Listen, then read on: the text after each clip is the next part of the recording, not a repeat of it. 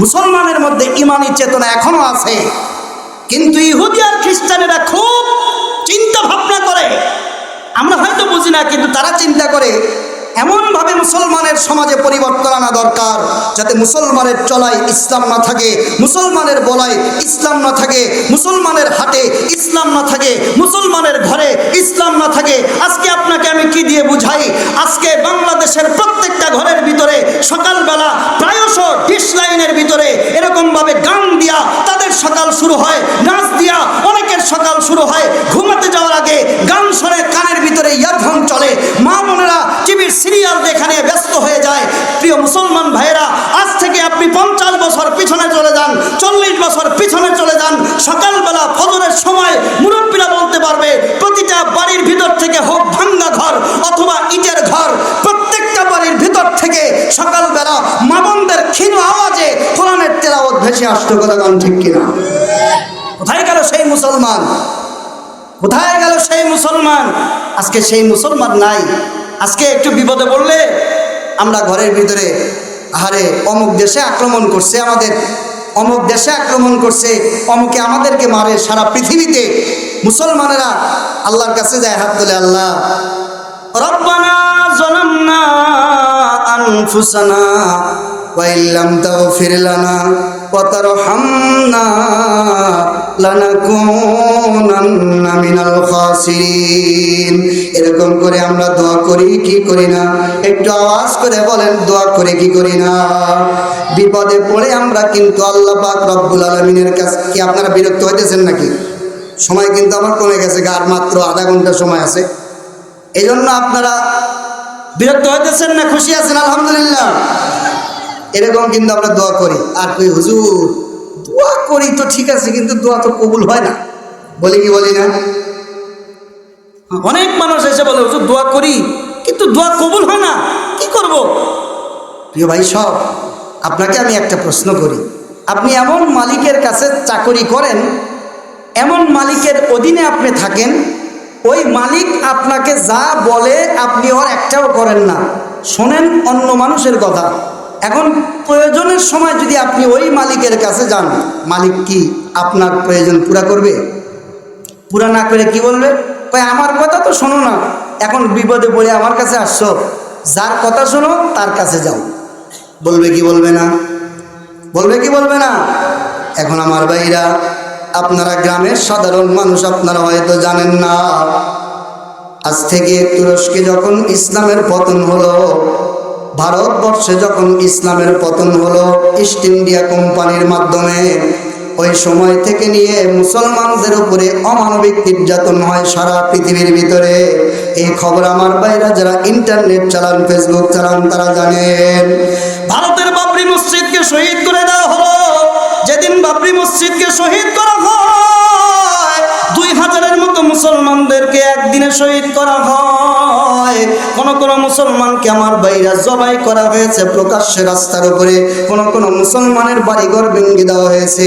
কোন মুসলমানের মা বোনদের ইজ্জতকে নষ্ট করা হয়েছে। কাশ্মীরের ভিতরে মুসলমানদের উপরে নির্যাতন করা হয়।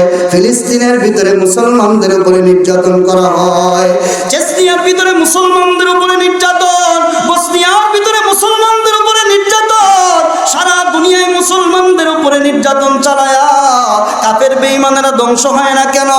আমি যদি আপনাদেরকে বলি ভাই, ইমানের দাবি করে আমরা বিপদে পড়ে যখন আল্লাহ পাক রব্বুল আলামিনের কাছে হাত তুলি, আপনি আপনার বিপদেই যখন আল্লাহর কাছে হাত তোলেন, এরপরে এসে বলেন হুজুর আমার দোয়া তো কবুল হয় না, কি করা যায়? এখন যদি আমি আপনাকে বলি কার কাছে আপনি দোয়া করেছেন, বলে আমার মালিক আল্লাহর কাছেই তো আমি দোয়া করছি। এখন যদি আপনাকে প্রশ্ন করা হয় ভাই, ওই আল্লাহর পক্ষ থেকে দিনের ভিতরে 5 বার মুয়াজ্জিন আযান দেয় আর বলে আল্লাহু আকবার, আল্লাহু আকবার।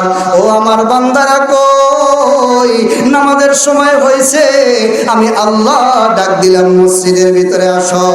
ওই সময় কি আপনি মসজিদের ভিতরে গেছিলেন? আপনার 50 বছরের জীবনী তালাশ করে পাওয়া গেল না। 50 বছরের ভিতরে 5 ওয়াক্ত নামাজ আপনি পালন করেন নাই। তার মানে দিনের ভিতরে 5 বার আপনি যেই মালিকের কাছে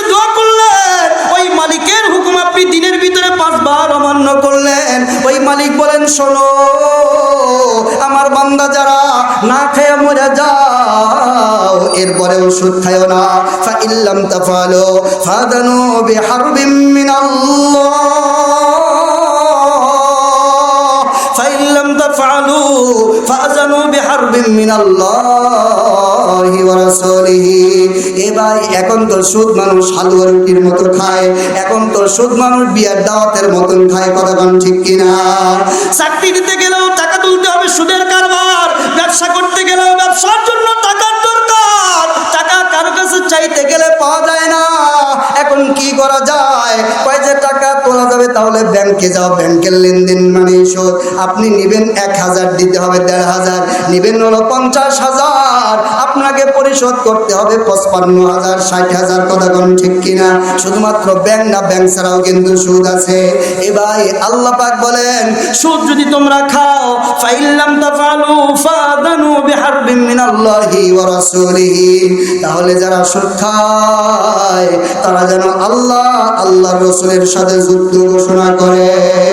এবার যদি আমি আপনাকে প্রশ্ন করি ভাই, যে আল্লাহর কাছে আপনি দোয়া করতে গেলেন, ওই আল্লাহর সাথে যুদ্ধ করিয়া আপনি আল্লাহর কাছে যুদ্ধ ঘোষণা দিয়া আল্লাহ পাক রব্বুল আলামিনের কাছে আপনি দোয়া করতে গেলেন।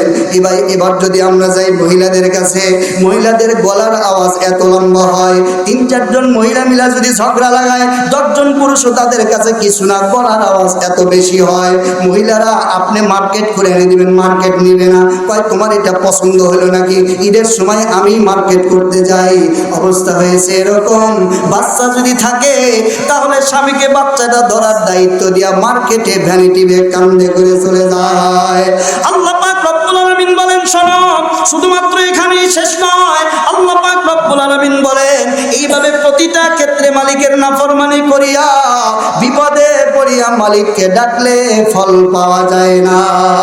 হর চে খাই বাসলে কিন আন্দুকে দিওয়ানা বাস বা মুহাম্মদ হুসে বাসো বা খোদা দিওয়ানা বাস। মুসলমান ভাইরা রে আমার, আমরা সবাই তো কালেমা পড়নেওয়ালা মুসলমান, কিন্তু কেমন কালেমা পড়নেওয়ালা মুসলমান? আমাদের পূর্বেও আল্লাহর পয়গম্বরের যুগে একদল মুসলমান ছিল, সেই মুসলমানের সাথে আমাদের জিন্দেগি যদি বিলাই তাহলে কোনো রকম মিল পাওয়া যায় না। ক্লাসের ভিতরে কিন্তু আমার ভাইরা শুধুমাত্র এক প্রকারের ছাত্র থাকে না। নাম্বার 1 ছাত্র যে সেও কিন্তু ছাত্র, আর যে নাম্বার 1 নয় একেবারে 30 নাম্বারের পরের সিরিয়াল সেও কিন্তু ছাত্র। এখন আপনারাই বলেন তো দেখি, 1 নাম্বার সিরিয়ালের ছাত্র যে, 2 নাম্বার সিরিয়ালের ছাত্র যে, তার পড়াশোনা, তার আদব কায়দা, তার চলাফেরা, তার লাইফ স্টাইল যেরকম, যে একেবারে পিছনের বেঞ্চে বসে কোনো সিরিয়ালেই যার নাই, তার চলাফেরা কথাবার্তা পড়ালেখা কি একরকম হবে? 1 নাম্বার আর 100 নাম্বার একরকম হবে? 1 নাম্বার যে ঘুমাইতে গিয়েও পড়ালেখা না পড়তে হবে, ওখানে গিয়েও পড়ালেখা না পড়তে হবে, দাওয়াত না দাওয়াত খাওয়া যাবে না। আর 100 নাম্বার যে সেই স্কুলে যায়ও পড়ে না, আছে না নাই? আছে না নাই?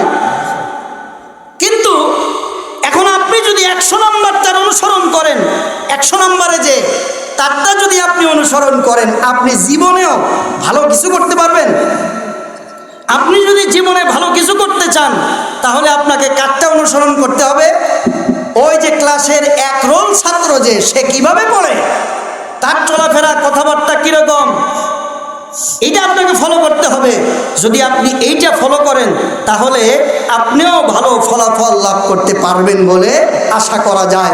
আল্লাহ পাক রব্বুল আলামিন বলেন ইমানদারের মধ্যেও ফার্স্ট কোয়ালিটির ইমানদার আছে, আবার লো কোয়ালিটির ইমানদার আছে। আল্লাহ পাক রব্বুল আলামিন বলেন তোমরা যারা কালেমা পড়নেওয়ালা মুসলমান, তোমরা যারা বিশ্বাস করো মৃত্যুর পরে একদিন আমি আল্লাহর কাছে দেখা করতে হবে, আমি আল্লাহর সামনে দাঁড়াতে হবে, জীবনের হিসাব বিকাশ আমি আল্লাহর সামনে পেশ করতে হবে, তোমার জীবনের ভালো কাজ এক পাল্লায় রাখা হবে, তোমার জীবনের মন্দ কাজ এক পাল্লায় রাখা হবে, আমি আল্লাহর সামনে তোমাকে দাঁড়াতে হবে, এটা তোমরা তোমরা যারা মনে করো তোমাদের সামনে আমি আল্লাহ পাক রব্বুল আলামিন একদল মানুষকে আমি আল্লাহ মিসাল হিসেবে রেখে দিলাম, এই মানুষগুলোকে তোমরা যদি অনুসরণ করো, মিনান নাবিয়্যিন ওয়াস সিদ্দিকিন ওয়াস শুহাদা ওয়াস সালিহিন, যাও কথা দিলাম তারা যেরকম ভাবে জান্নাতি, তাদের মতো ঈমান আমল বানাইতে পারলে আমি আল্লাহ তাদের কাতারে কিয়ামতে তোমাদেরকে উঠায়া তোমাদের গুনাহগুলিকে মাফ করে তাদের সাথে জান্নাতে পৌঁছে দেব। আরেকটু জোরে বলেন, তারা কারা? তারা হচ্ছে রসুলের সাহাবী, তারা হলো রসুলের সাথে যারা ঈমান, রসুলের দাওয়াতে যারা ফার্স্ট ঈমান এনেছিলেন, তাদের মধ্যে একজনের নাম হচ্ছে হযরতে উমাইর ইবনে হাবিব রাহমাতুল্লাহি আলাইহি। দেখুন ঈমান কাকে বলে। আমার ঈমান আমাকে মসজিদ পর্যন্ত নেয় না। দেখুন আমার ঈমানের অবস্থা কি, একটু মিলান। আমার ঈমান আমাকে মসজিদ পর্যন্ত নেয় না, তার মানে কি মসজিদে আর আপনার বাড়ির মাঝে দূরত্ব মাত্র 5 মিনিট, অর্থাৎ 5 মিনিট গেলেই আপনার বাড়ি থেকে মসজিদ পাবেন। আজান যখন হয়, আজান শুনে আপনি আপনার ঈমান এই 5 মিনিট দূরত্বের মসজিদে আপনাকে নেয় না, অথচ আপনি বাজারের দিকে চাষটলে খেতে খাবারে ঠেকি যান, আছে না নাই? দেখুন ঈমান, দেখুন আপনার ঈমান আপনাকে সুদ থেকে ফিরায় না, আপনার ঈমান আপনাকে আজও পর্যন্ত পর্দার ভিতরে নিল না, আপনার ঈমান আজও পর্যন্ত আপনাকে কোরআনের পক্ষে আনলো না, আপনার ঈমান আজও পর্যন্ত আপনাকে রাসূলুল্লাহর পক্ষে আনলো না। প্রিয় মুসলমান ভাইরা, সময় আমার হাতে খুবই কম, কি দিয়ে আপনাকে বোঝাই। মুসলমান ছিল মাত্র 313 জন, রিক্রুটেড কমপ্লিট বাহিনী আল্লাহর পয়গম্বরের সাথে যুদ্ধ করবে 950 জন। রাসূল করিম সাল্লাল্লাহু আলাইহি ওয়াসাল্লাম সাহাবায়ে কেরামকে বললেন, শোনো, যেই মানুষের অন্তরের ভিতরে জিকির আছে, কোরআন আছে, আল্লাহর ভয় আছে, ঈমান আছে, তাদের সামনে গোটা দুনিয়ার মানুষ দাঁড়ালে তাদের কোনো ভয় নাই। আল্লাহর নবী মুহাজিরদেরকে বললেন, আনসারদেরকে বললেন, কাফেরদের সাথে যুদ্ধ করতে হবে, তারা 313 জনের সামনে পারবে না। আল্লাহর নবী বললেন, তোমাদের মধ্যে আল্লাহ পাক রব্বুল আলামিনের কোরআন আছে, আমি নবীর সুন্নাত আছে, ঈমান আছে, এজন্য ভয়ের কোনো কারণ নাই। ইতিহাস সাক্ষী, রিক্রুটেড কমপ্লিট বাহিনী আল্লাহর পয়গম্বরের সামনে দাঁড়ানো, অশ্বারোহীর অভাব নাই, ঘোড়ার অভাব নাই, তীরের অভাব নাই, তলোয়ারের অভাব নাই, ধনুকের অভাব নাই। আল্লাহর নবী সাহাবায়ে কেরামকে কাউকে দিলেন ভাঙ্গা তরবারি, কাউকে দিলেন পুরানো তরবারি, কারো হাতে তরবারির অভাবে আল্লাহর নবী দিলেন খেজুরের ডাল ভেঙ্গে। অসম লড়াই শুরু হয়ে গেল। সাহাবায়ে কেরাম কোরআন বক্ষে ধারণ করার কারণে, আল্লাহর নবীর চেতনা বক্ষে ধারণ করার কারণে ইতিহাস সাক্ষী হয়েছে মুসলমানদের এই কোরআনের পক্ষে থাকার কারণে, নিজেদের জীবনকে আল্লাহর কুদরতি কদমে সঁপে দেওয়ার কারণে কাফেরদের বিরুদ্ধে সেই মুসলমানের 313 জন 70 জনকে হত্যা করে, 70 জনকে বন্দী করে ইসলামের বিজয় ছিনিয়ে এনেছে। সুবহানাল্লাহ। আজকে মুসলমানের সংখ্যা প্রায় 250 কোটির উপরে। কয়শো কোটির উপরে? 250 কোটি। আপনি অন্য দেশে যাবেন কেন? মুসলমানের দেশে কোরআন চলে না। আশ্চর্য লাগে না আপনার কাছে? আল্লাহর কাছে কি জবাব দিবেন যদি আল্লাহ বলেন, তোমাদের কাছে কোরআন নাজিল করেছিলাম আমি, তোমাদের কাছে কোরআন পৌঁছে দেওয়ার জন্য আমার পয়গম্বর কত কষ্ট করেছেন, অথচ সেই কোরআনটা শিখল না। এই যুবক, বৃদ্ধ হয়ে গেছে বয়স আপনার, 60 ধর ভাব, কিছুদিন পরে আপনি কবরে যাবেন, কই আপনার ভিতরে তো রসুলের রং নাই। যখন বলা হবে মান রব্বুকা, তোমার রব কে, যখন বলা হবে ওমা দীনুকা, তোমার দিন কি, যখন বলা হবে আল্লাহর রসুলের ছবিটা দেখায়, যখন বলা হবে, দুইটা রওয়ায়াত আছে, একটা হলো রসুলুল্লাহর ফটো দেখানো হবে, আর একটা হলো আপনার কবর থেকে রসুলুল্লাহর কবর পর্যন্ত একটা কমপ্লিট সুড়ঙ্গ খুঁড়ে দেওয়া হবে। যখন আপনার সামনে বলা হবে রসুলুল্লাহর চেহারা দেখায়া, মান হাদার রাজুল আল্লাযী বুইসা ফীকুম, দেখো তো এই ব্যক্তিটাকে চেনো কিনা, এই ব্যক্তিকে তোমাদের কাছে পাঠানো হয়েছিল তোমাদের খাওয়া দাওয়ার পরিবর্তনের জন্য, তোমাদের আখলাক চরিত্র সংশোধন করার জন্য এই ব্যক্তিটাকে পাঠানো হয়েছিল, সমাজ সংস্কার করার জন্য এই ব্যক্তিকে চেনো কিনা। ফেরেশতারা বলবে, এই প্রশ্নটা করা হবে। প্রিয় ভাই, এই প্রশ্ন শুধু হুজুরকে করা হবে না, আপনাকেও করা হবে। হ্যাঁ, আপনি নামাজি বলেন না, রবকে চিনবেন কিভাবে? কোরআন শরীফ বলে জানেন না, রবকে চিনবেন কিভাবে? বিবেকের কাছে একটু প্রশ্ন করেন, কি জবাব হবে আল্লাহর কাছে? ভাই, সব ব্যথা নিয়ে আপনাদেরকে বলতেছিলাম, সাহাবায়ে কেরাম সব ছাড়ছেন, কোরআন ছাড়েন নাই।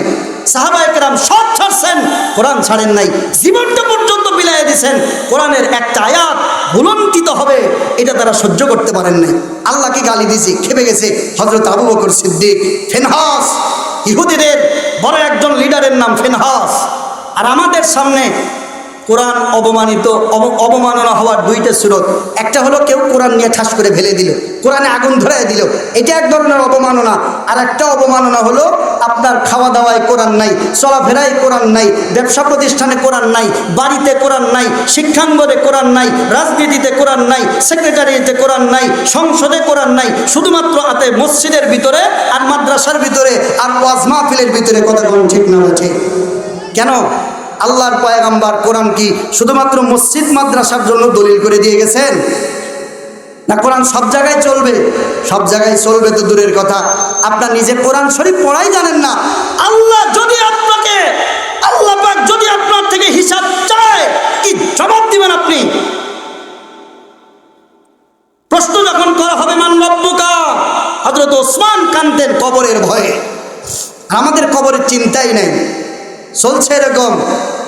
আল্লাহ পাক রব্বুল আলামিন বলেন কুল্লু নাফসিন যায়িকাতুল মাউত। এটা আপনারা সবাই কিন্তু জানেন। কবিতার ভাষায় বড় চমৎকার করে বলেন, শোনো, মৌত থেকে যতই পালাও মৌত তোমায় লইবে গিরি। মৌত থেকে যতই পালাও মৌত তোমায় লইবে গিরি। যদিও সুদূর আকাশ পানে পালাও সেথায় লাগিয়ে সিঁড়ি। মুসলমান ভাইরারে আমার, সময় আমার হাতে খুবই কম, আর মাত্র 15 থেকে 20 মিনিট সময় আছে। এই জন্য আমি আপনাদের থেকে মেন টাইমে কিছু মেসেজ দেওয়ার চেষ্টা করব। হাদিস শরীফে আল্লাহ রাসূল সাল্লাল্লাহু আলাইহি সাল্লাম বলেন, ইয়া আইয়ুহান নাস আফশুস সালাম ওয়া আতঈমুত তাআম ওয়াসিলুল আরহাম ওয়াসাল্লু বিল-লাইলি ওয়ান-নাসু নিয়াম তাদখুলুল জান্নাতা বিসালাম। আল্লাহর নবী বলেন, হে দুনিয়ার মানুষ, মুসলিম সম্প্রদায়, তোমরা যদি দুনিয়াতে থাকাকালীন সময়ে 4টি আমল করে কবরে আসতে পারো, তাহলে আমল করার জিম্মাদারি তোমাদের। তোমরা যদি সঠিক নিয়মে 4টি আমল করে কবরে আসতে পারো, হাসরে উঠতে পারো, আমি রাসূল আমার পবিত্র জবানে ঘোষণা দিলাম, আল্লাহ পাক রব্বুল আলামিন কিয়ামতের দিন হাসর, মিজান, পুলসিরাত সহজ করে জান্নাতে পৌঁছাবার দায়িত্ব নিয়ে নেবেন। আরেকটু জোরে বলেন। পুরুষদের জন্য কয়টি আমল? 4টি আমল। ঠিক তদ্রূপভাবে 2টি হাদিসে মিশকাতে আছে। নবীজি বলেন, মহিলাদের জন্য 4টি আমল আছে। আল মারআতু ইদা সাল্লাত খামসাহা ওয়া সামাত শাহরাহা ওয়া আতাআত বালাহা ওয়া আহসানাত ফারজাহা দাখালাত মিন আইয়ি আবওয়াবিল জান্নাতি শাআত। আল্লাহর নবী বলেন, কোন মহিলা যদি দুনিয়াতে 4টি আমল করে আসতে পারে, তাহলে আল্লাহ সেই মহিলার জন্য কিয়ামতের দিন জান্নাতের 8টি দরজা খুলে দিবেন। খুলে দিয়ে বলবেন, তোমার যেই দরজা দিয়া ইচ্ছা সেই দরজা দিয়ে প্রবেশ করো। তাহলে পুরুষের জন্য কয়টি আমল আর মহিলাদের জন্য কয়টি আমল? এই সর্বমোট পয়েন্ট মোট কয়টা হলো? 8টা। এজন্য এটা আগে বিষয়বস্তু যদি আপনাদের মনে থাকে, তাহলে আমার কথাগুলি ধরে রাখা ইনশাআল্লাহ সহজ হবে। পুরুষের জন্য কয় আমল, মহিলাদের জন্য কয় আমল? 4 আমল। তবে কে যেন আমাকে আসার সময় বলল যে এই পুরুষের চাইতে মহিলাদের সংখ্যা বেশি হয়েছে। কথা কি ঠিক? স্টেজ নিয়ে ওইখানে নিয়ে যান। হ্যাঁ, গণতান্ত্রিক দেশ, সেই হিসেবে ভোট যেদিকে বেশি সেদিকে হুজুরের যাওয়া দরকার। কি কর, আপনারা কম মানুষ এখানে আমার নিয়ে বসে দেখবেন। ভোট যেদিকে বেশি সেদিকেই রায় যাওয়ার কথা। তবে এখন অবশ্য সেই নিয়ম খুব একটা নাই, এইটা মুশকিল। যারা বুঝছেন বুঝছেন, না বুঝলেন আরো ভালো। তো যাই হোক, আলহামদুলিল্লাহ, আল্লাহ তাআলার মেহেরবানি। এখানে এসে আপনাদের কেমন লাগতেছে? না আপনারা যে ঠান্ডা লেগে গেছে মনে হয় আপনাদের। একটু আওয়াজ দেন তো দেখি, লিল্লাহি তাকবীর। একটু সামনের দিকে আগে আসলে ভালো হবে। হ্যাঁ, একটু একটু আপনারা একটু মেহেরবানি করে একটু ফাঁকা পূরণ করে বসেন। লিল্লাহি তাকবীর। এই আওয়াজে হবে? এই আওয়াজে খিচুড়ি পর্যন্তই তো আপনাদের। এটা এসে আমি প্রথম দেখলাম খিচুড়ি না, মানে আপনার একবার ভাত তরকারি, বিয়ের অনুষ্ঠানের মতো। হ্যাঁ, আশ্চর্যকর ব্যাপার। আসলে বড় মজলিস ছাড়া এই ধরনের মানে মোর গ্যাদারিং যেখানে হয়, বেশি মানুষের সমাগম হয়, সেখানে কিন্তু পোলা খিচুড়ি এই ধরনের জিনিস দেয়। কিন্তু এখানে একবারে ভাত তরকারি বিয়ের খাওয়া দিছে। এতে আপনারা খুশি না বাজা? দেখছেন, খাওয়ার কথা শুনছি আর খুশি। আচ্ছা লোক আপনারা একটু সামনের দিকে আসেন। সুবহানাল্লাহ, আলহামদুলিল্লাহ, লা ইলাহা ইল্লাল্লাহ। একটু সামনের দিকে আসেন, একটু আসেন সামনের দিকে, মেহেরবানি করে একটু একটু আপনারা একটু আগে বসেন, তাহলে পিছনে যারা আসবে তাদের বসার সুবিধা হবে। তাছাড়া অজের মাঝখানে যাতে আর কোনো প্রকারের কোনো ওঠাউঠি না করতে হয়। জি ইনশাল্লাহ, একটু মেহরবানি করে আগে আসেন। জি লিল্লাহি তাকবীর। আসেন। হ্যাঁ, দেখছেন কারবার। আচ্ছা, মেহরবানি করে আপনারা একটা কাজ করেন তো দেখি, সবাই একটু দাঁড়ান তাকবীর দিয়ে। জার ধরছে মনে হয় আপনাদের। হ্যাঁ, যার ধরে নাই ওটা তো লাগবেই। একটু মেহরবানি করে আপনারা একটু সামনের দিকে আসেন। জি, সামনের দিকে আগায় বসলে মজমাটা সুন্দর দেখা যায়।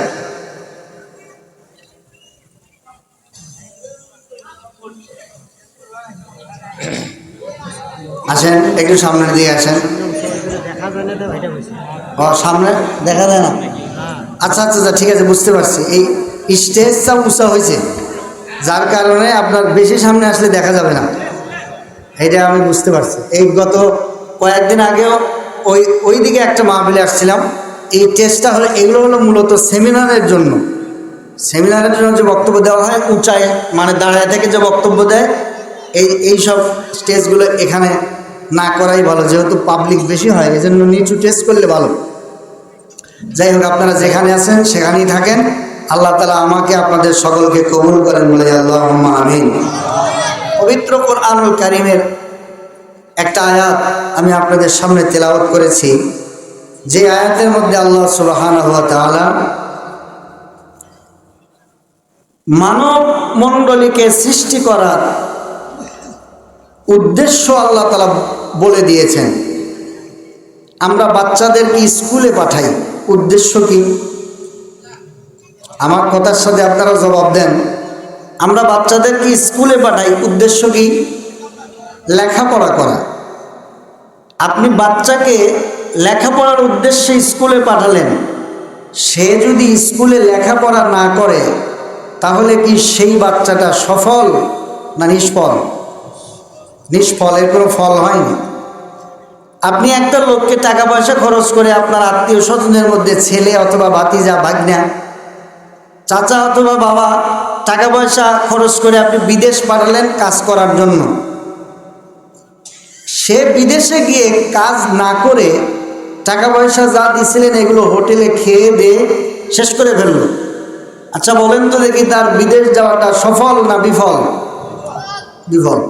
আপনি একটা দোকান দিলেন, দোকান, এই দোকান দেওয়ার উদ্দেশ্য হলো এখান থেকে আপনি বেচা বিক্রি করবেন, কিছু মুনাফা আসবে, সেটা দিয়ে আপনার সংসার চলবে। এখন আপনি দোকান দেওয়ার পরে আপনার খরচ করার মাত্রা এত যে লাভ যা তা তো খরচ করেনি, চালান সুদ্ধা খরচ করেন, তাহলে কত দেখি আপনার ব্যবসায় আপনি সফল না বিফল? বিফল। ঠিক তদ্রূপভাবে আল্লাহ এই দুনিয়াতে সফল মানুষ কারা আর বিফল মানুষ কারা তাদের একটা মাপকাঠি দিয়ে আল্লাহ কোরআন শরীফে একটা আয়াত নাজিল করে দিয়ে বলেন, এই দুনিয়াতে সফল মানুষের পরিচয় আর বিফল মানুষের পরিচয় আমি আল্লাহর মুখ থেকে শোনো। আমা খলাকতুল জিন্না ওয়াল ইনসা ইল্লা লিয়াবুদুন।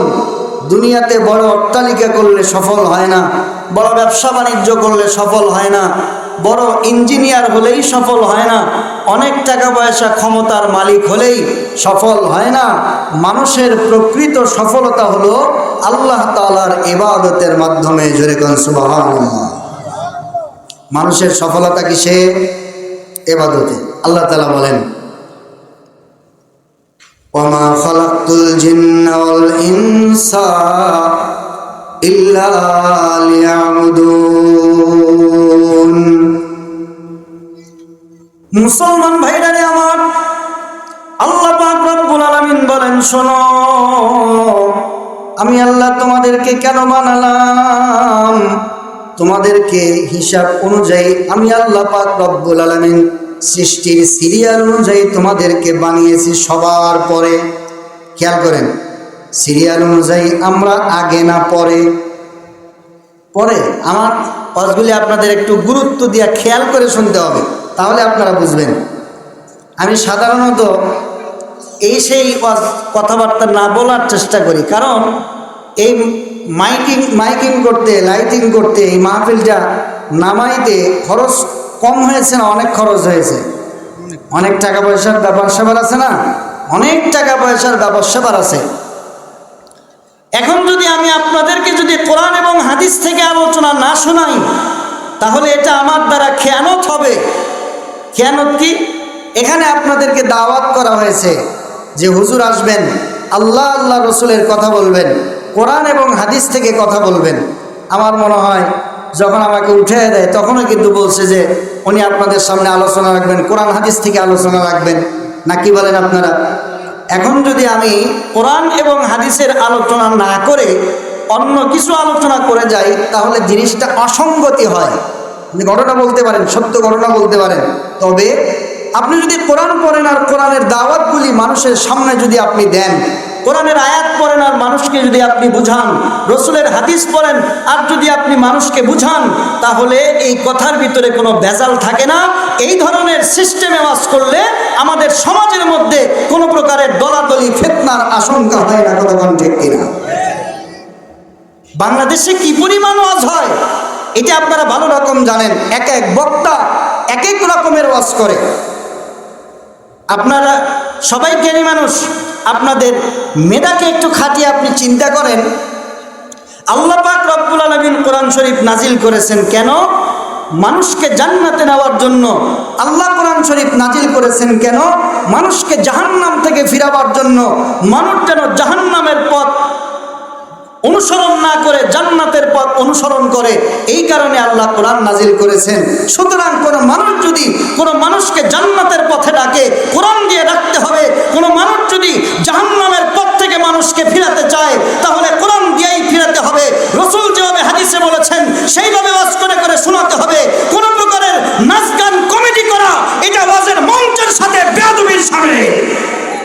বাংলাদেশে এমনও বক্তা আছে মঞ্চের ভিতরে, ওয়াজ মাহফিলের ভিতরে আয়াত নাই, হাদিস নাই, কিচ্ছু নাই, নাচে। আছে না নাই? নাচে। তারপরে গান কয়। আবার মনে করেন এই যে অনেকে আছে অনেক বড় বড় ফেমাস, ভেরি ফেমাস, একেবারে ভাইরাল কোয়ালিটির লোক। এখন আমাদের মানুষ, আমাদের দেশের মানুষ হলো হুজুকে বাঙালি। একটা কথা আছে না, হুজুকে বাঙালি। আসলে হুজুকে অনেক কিছুই চলে, কিন্তু ধর্ম হুজুকে চলে না। ধর্ম হুজুকে চলে না। আল্লাহর নবী সাল্লাল্লাহু আলাইহি ওয়াসাল্লাম যখন দাওয়াত দিয়েছেন, তখন রসুলের দাওয়াতের তরিকা কি ছিল? নবীজি যে দাওয়াত দিয়েছেন এর চাইতে উত্তম দাওয়াত পৃথিবীতে আর কি কেউ দিতে পারবে? কি আপনাদের মনে হয় এর ভিতরে কোনো ডাউট আছে, সন্দেহ আছে? রসুলের দাওয়াতের কোয়ালিটি সারা দুনিয়ার বক্তা মিলে যদি অনুসরণ না করে, তাহলে হেদায়েতের কোনো সম্ভাবনা কি আছে? হেদায়েত কার মধ্যে? হেদায়েত হচ্ছে রসুলুল্লাহ যেভাবে মানুষকে সতর্ক করেছেন, সেইভাবে মানুষকে কোরআন এবং হাদিস দিয়ে সতর্ক করা। এই জিনিসটা আপনাদেরকে বুঝতে হবে। আমাদের দেশে আপনাদের এলাকায় হয় কিনা আমি জানি না, তবে আমাদের এলাকায় এক ধরনের জিকির প্রচলিত আছে। আল্লাহর নাম কয় মাঝে মধ্যে, আর দেশ শুদ্ধ শুধু আপনার ওই যে কি কি গজল টজল হাবি যাবি যা যা আছে এগুলো বলে, এমন এমন এমন এমন জিকির করে। আপনাদের এলাকায় কি আছে? হালকা না কম? কম মনে হয় আছে না? হ্যাঁ, আপনাদের এলাকায় নাই আলহামদুলিল্লাহ। তবে আমাদের দেশে অনেক বক্তা মোবাইল খুললেই আপনারা দেখবেন বিভিন্ন রকমের জিকির করে, বিভিন্ন রকমের জিকির। আমি আপনাদেরকে একটা কথা বোঝাবার জন্য এটা বলতেছি। আপনাদের এলাকায় একটা যুক্তি শোনেন আপনারা। আপনাদের এলাকায় একটা বড়ই এর বাগান আছে, এর মধ্যে গাছের সংখ্যা হলো 100। বড়ই গাছের সংখ্যা কত? আর কলা গাছ আছে 10টা। কলা গাছ কয়টা আছে? আচ্ছা, আপনাদের এলাকার মানুষ যখন বলবে যে ওই যে বাগানটা দেখা যায় ওইটা কিসের বাগান, আমি যদি আপনাদের জিজ্ঞাসা করি তাহলে আপনারা কি বলবেন?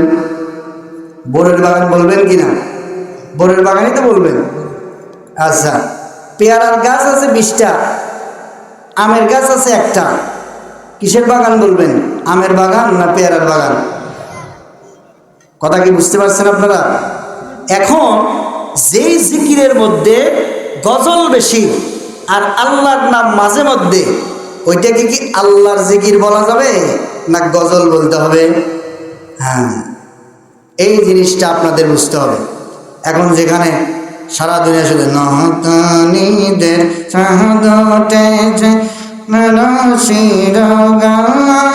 আছে না নাই? কথা বলেন, আছে না নাই? এইটাকে যারা জিকির বলে এটাকে আল্লাহর জিকির বলে না, এটাকে অন্য কোনো পীরের জিকির বলে। কথা কোন ঠিক না বেঠি? মুসলমান ভাইরা আমার খেয়াল করেন, ধর্ম আমি হুজুরের কথাই চলে না, ধর্ম কোনো পীরের কথায়ও চলে না, ধর্ম কোনো বাবার কথায় চলে না, ধর্ম চলে একমাত্র কোরআনের কথায় আর নবীর কথায়। এজন্য নামাজ পড়তে হবে নবীর কথা মতো, জিকিরও করতে হবে নবীর তরিকা মতো। কোরআনে যেইভাবে আছে সেইভাবে, হাদিসে যেইভাবে আছে সেইভাবে। আমার ভাইরা, এবার আপনাদের কাছে আমি জানতে চাই, আপনারা কারা কারা কোরআনের পক্ষে আছে? 2 হাত তুলে দেখাই। লিল্লাহে তাকবীর, নারায়ে তাকবীর। সবাই কি আসলে কোরআনের পক্ষে আছেন? উপরে উপরে না ভিতরে ভিতরে? উপরে উপরে না ভিতরে ভিতরে? ভিতরে ভিতরে। হ্যাঁ, কোরআনের পক্ষে আছেন, এই জন্য কোরআন শরীফ কিনা আমরা কোরআনের পক্ষে, যে এজন্য কোরআন শরীফ কিনা জুজদান দিয়ে পেঁচাইয়া একেবারে ঘরের তাকে উপরে রেখে দিছি। অনেক মানুষ আছে জীবনে একবারও কোরআন শরীফ খুলেও দেখে না, অথচ কোরআনের পক্ষে। আলহামদুলিল্লাহ, এটা আজীব ব্যাপার। হযরত ওমর রাদিয়াল্লাহু তাআলা আনহু কোরআন বুঝতেন না বুঝতেন না? বুঝতেন। হযরত ওমর রাদিয়াল্লাহু তাআলা আনহু সূরা বাকারা শিখেছেন, সময় লেগেছে 10 বছর। কয় বছর লাগছে? সূরা বাকারা 30 পারার মধ্যে 2.5 পারার মতন সূরা বাকারা আছে। এই সূরা বাকারাটা শিখতে ওনার সময় লাগলো প্রায় 10 বছর। আর আপনারা কোরআন শরীফের জন্য 10 মাস সময় দিয়েছেন, এরকম কতজন মানুষ আছেন? 10 মাস। সাধারণ মানুষ যারা যারা মাদ্রাসায় পড়ে তারা তো আছেই, যারা মাদ্রাসায় পড়ে তাদের জান্নাতে যাওয়ার দরকার, আর আমাদের মনে হয় জান্নাতে যাওয়ার দরকার নাই। আছে? আমরা কিন্তু কোরআনের জন্য সময়টা দেইনি। অনেক যুবক ভাই আছে, মোবাইলের পিছনে যে পরিমাণ সময় আমরা ব্যয় করি, কোরআনের জন্য কিন্তু আমরা এর 100 ভাগের 1 ভাগ সময়ও আমরা ব্যয় করি না। অথচ আল্লাহ কি বলেন শোনেন, আজ বড় দুঃখের কথা, মুসলমান গানের আড্ডায় যাওয়ার সময় হয়, মুসলমান বাজারে বসে থাকার সময় হয়, মুসলমান দুনিয়ার রাজনৈতিক প্রোগ্রামে যাওয়ার সময় হয়, মুসলমান তার বিভিন্ন দোকানে যাওয়ার সময় হয়, মুসলমান পিকনিকে যাওয়ার সময় হয়, মুসলমান কোরআন শেখার সময় হয় না, নামাজে যাওয়ার সময় হয় না। এটা কেমন মুসলমান? এটা বিবেকের কাছে প্রশ্ন রাখা দরকার। কথা কোন ঠিক? বিবেকের কাছে প্রশ্ন রাখা দরকার, মুসলমানটা আমরা কেমন করে হইলাম? অথচ আল্লাহ পাক রব্বুল আলামিন বলেন, সারা দুনিয়ার ভিতরে যত মানুষ দেখতে পাও, এই সব মানুষগুলা জাহান্নামের দ্বার প্রান্তে চলে গেছে। আমি আল্লাহ সারা দুনিয়ার সব মানুষগুলিকে জাহান্নাম থেকে বাঁচাবার জন্য একটা রশি জান্নাতের ছাদ থেকে দুনিয়ায় নামিয়ে দিয়েছি। কোন সুবহানাল্লাহ। জান্নাতের ছাদ থেকে আল্লাহ মানুষদেরকে জাহান্নাম থেকে বাঁচানোর জন্য একটা রশি আল্লাহ পাক রব্বুল আলামিন নামায় দিয়েছেন। এই রশিটার নাম হচ্ছে কোরআন। এই রশিটার নাম কি? কোরআন। দেখুন আল্লাহ পাক রব্বুল আলামিন বলেন, ওয়াতাসিমু বিহাবলিল্লাহি জামিআ। আল্লাহ পাক রব্বুল আলামিনের কথা, ওয়াতাসিমু বিহাবলিল্লাহি জামিআ। এক নাম্বার আল্লাহ পাক রব্বুল আলামিন বলেন, ওয়াতাসিমু, তোমরা শক্ত করে ধরো, বিহাবলিল্লাহ, আল্লাহর রশি, জামিআ, সকলে মিলে। আলেম যারা আছেন তারা বুঝবেন, আল্লাহ পাক রব্বুল আলামিন বলেন, দুনিয়ার মানুষেরা তোমরা সকলে মিলে কোরআন নামক আল্লাহর রশিটা শক্ত করে ধরো। মুসলমান ভাইরা রে আমার, এবার যদি আমরা আল্লাহকে প্রশ্ন করি, আল্লাহ সব মানুষ বলতে কত মানুষ, শক্ত করে ধরে বলতে কেমন করে ধরা বোঝায়?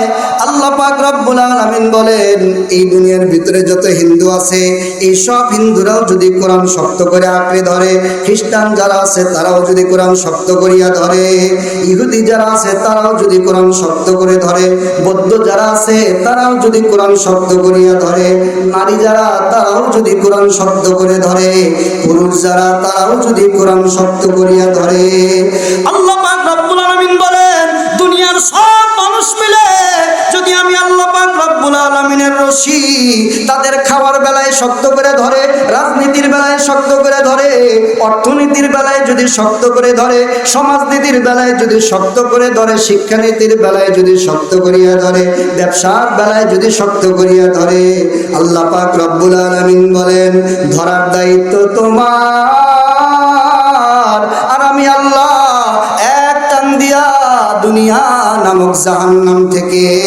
আমি আল্লাহ তাদেরকে জান্নাতের ভিতরে পৌঁছাবো।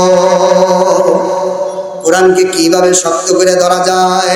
শক্ত করে ধরা মানে শুধু পড়া না, শক্ত করে ধরা মানে শুধু তেলাওয়াত করা না।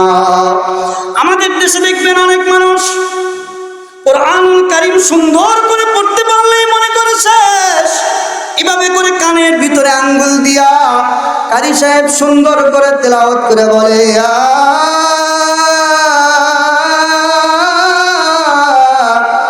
সব মানুষ আল্লাহু আকবার বলে কি বলে না?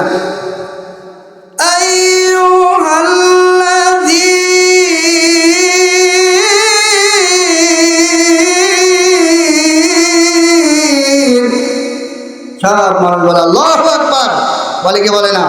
কত মুহাব্বত, কত ভালোবাসা।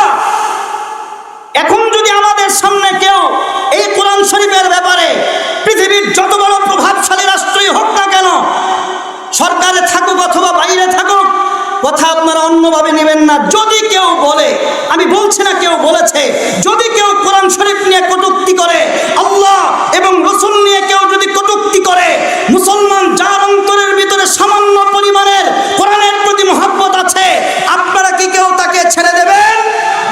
বলেন ছেড়ে দেবেন? ছাড়বেন না।